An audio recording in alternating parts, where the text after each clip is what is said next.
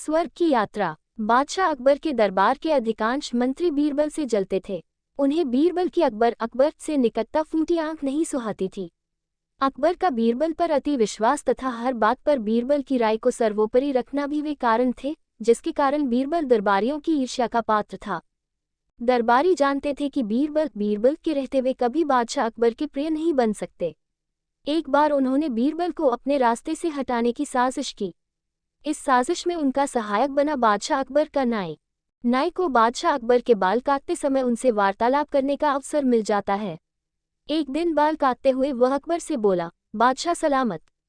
कल रात मैंने एक सपना देखा जिसमें आपके अब्बा हुजूर मुझे दिखाई दिए। अपने पिता की बात सुनकर अकबर भावुक हो गए। वे बहुत छोटे थे जब उनके पिता की मृत्यु हुई थी। भावुक होकर उन्होंने नाई से पूछा, अच्छा, कैसे लग रहे थे अब्बा हुजूर? अपनी बात में अकबर को रुचि लेते देख नाई ने अपनी चाल चल दी, वो ठीक लग रहे थे हुजूर। उन्होंने मुझसे कहा कि वे स्वर्ग में हैं और बहुत आराम से हैं। बस एक चीज की कमी उन्हें खलती है। वह क्या? अकबर की उत्सुकता बढ़ने लगी। हुजूर, वहां उनका मनोरंजन करने वाला कोई नहीं है, इसलिए वे खुश नहीं रहते। स्वर्ग से जब भी वे बीरबल को आपको लतीफे सुनाते हुए देखते हैं तो सोचते हैं कि काश बीरबल उनके पास होता। उन्होंने आपके लिए पैगाम भिजवाया है कि बीरबल को उनके पास स्वर्ग भिजवा दिया जाए। बीरबल अकबर को अति प्रिय थे, लेकिन अपने पिता की इच्छा पूरी करने के लिए उन्होंने निर्णय लिया कि वे बीरबल को अपने पिता के पास स्वर्ग भेज देंगे। अगले दिन उन्होंने बीरबल को अपना फरमान सुना दिया। बीरबल अकबर का फरमान सुनकर हैरान रह गया। पूछने पर अकबर ने नाई के स्वप्न की बात बीरबल को बता दी। बीरबल को समझते तनिक भी देर न लगी कि ये दरबारियों की उसके खिलाफ साजिश है और इस साजिश में नाई भी उनके साथ है। लेकिन अकबर के आदेश की अवहेलना करने का साहस उसमें नहीं था। वह स्वर्ग जाने को तैयार हो गया, लेकिन उसके पहले अपने परिवार के साथ समय व्यतीत करने के लिए उसने कुछ दिन का समय मांग लिया। घर पहुंचकर उसने सारी बात अपनी पत्नी को बताई, जिसे सुनकर वह चिंतित हो गई। लेकिन बीरबल इस विपत्ति से निकलने की एक योजना बना चुका था। योजनानुसार अपनी पत्नी के साथ मिलकर उसने अपने घर के आंगन में एक कब्र खोद ली। साथ ही उस कब्र के भीतर से अपने शयन कक्ष को जाती एक सुरंग भी निकाल ली।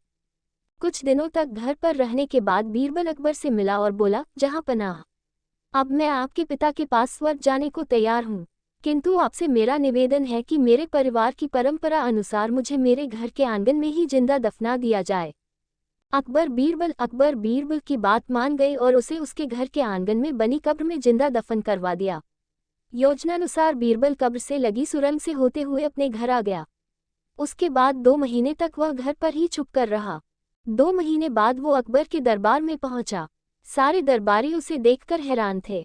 बीरबल के बाल और दाढ़ी बड़ी हुई थी और वह बड़ा ही विचित्र नजर आ रहा था। उसे इस अवस्था में अपने सामने देख अकबर ने पूछा, बीरबल, तुम वापस आ गए, हमें बताओ हमारे अब्बा हुजूर कैसे हैं और तुमने अपनी ये कैसी हालत बना ली है? सब ठीक तो है? जी जहांपनाह, स्वर्ग में सब ठीक है।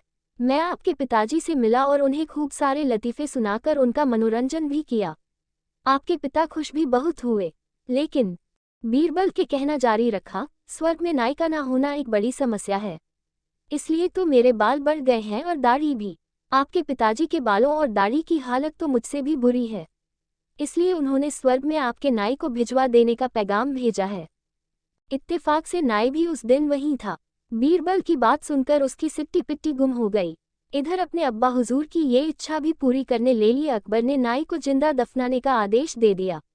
ये आदेश सुनकर डर के मारे नाई अकबर के पैरों पर गिर पड़ा और बीरबल को फंसाने की योजना और उसमें शामिल मंत्रियों के बारे में अकबर को सब कुछ बता दिया। फिर क्या, साजिशकर्ताओं को उनकी साजिश की सजा मिलनी ही थी। अकबर ने सबको 50-50 कोड़े लगवाए।